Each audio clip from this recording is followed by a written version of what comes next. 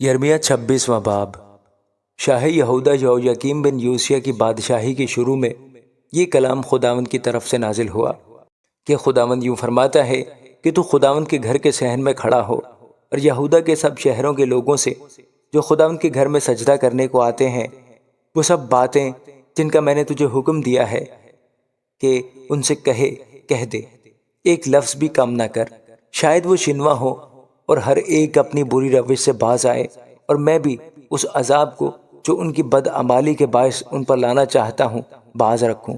और तू उनसे कहना, खुदावंद यूँ फरमाता है कि अगर तुम मेरी ना सुनोगे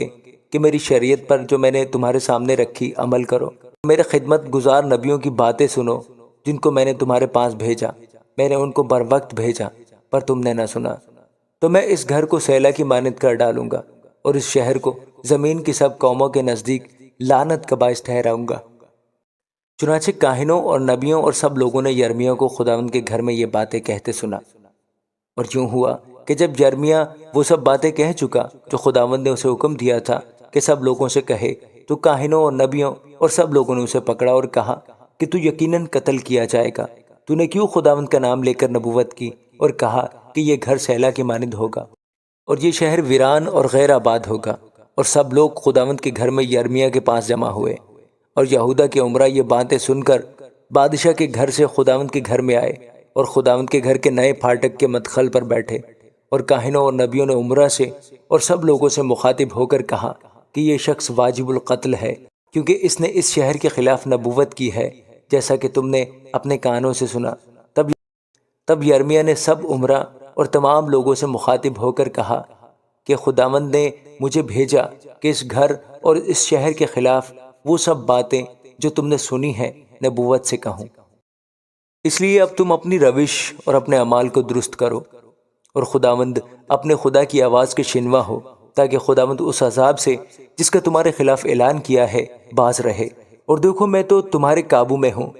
जो कुछ तुम्हारी नज़र में खूब और रास्त हो मुझसे करो, पर यकीन जानो कि अगर तुम मुझे कत्ल करोगे तो बेगुनाह का खून अपने आप पर और इस शहर पर और इसके बाशिंदों पर लाओगे, क्योंकि दर हकीकत खुदावंद ने मुझे तुम्हारे पास भेजा है कि तुम्हारे कानों में ये सब बातें कहूँ। तब उमरा और सब लोगों ने काहिनों और नबियों से कहा कि ये शख्स वाजिबुल कत्ल नहीं, क्योंकि उसने खुदावंद हमारे खुदा के नाम से हमसे कलाम किया। तब मुल्क के चंद बुजुर्ग उठे और कुल जमात से मुखातिब होकर कहने लगे कि मीका मोश्ती ने शाह यहूदा हिजकिय्याह के अयाम में नबूवत की और यहूदा के सब लोगों से मुखातिब होकर यूँ कहा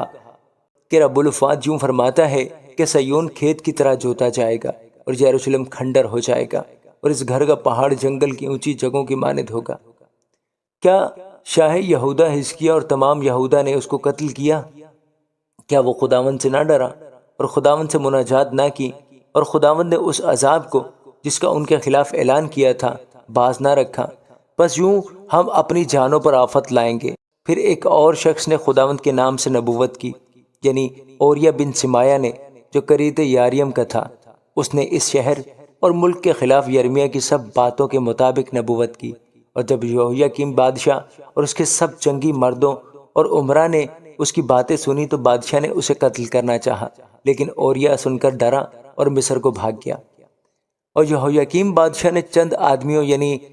इलनातन बिन अकबूर और उसके साथ कुछ और आदमियों को मिस्र में भेजा और वो ओरिया को मिस्र से निकाल लाए और उसे यहोयाकीम बादशाह के पास पहुंचाया और उसने उसको तलवार से कत्ल किया और उसकी लाश को अवाम के कब्रिस्तान में फेंकवा दिया।